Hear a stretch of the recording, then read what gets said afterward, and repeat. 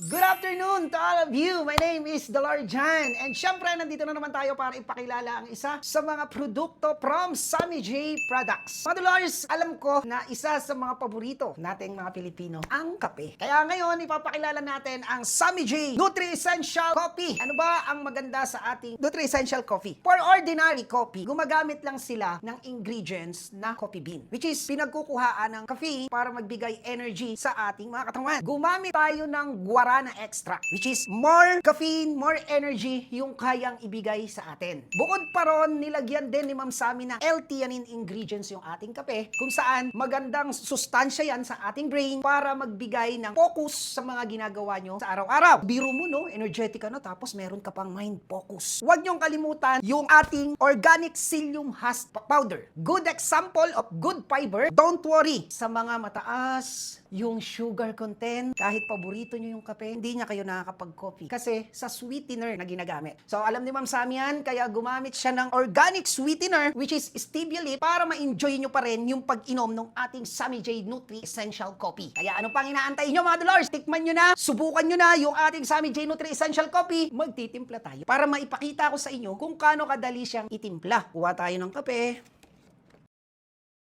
Lalagyan ng mainit na tubig. Yummy!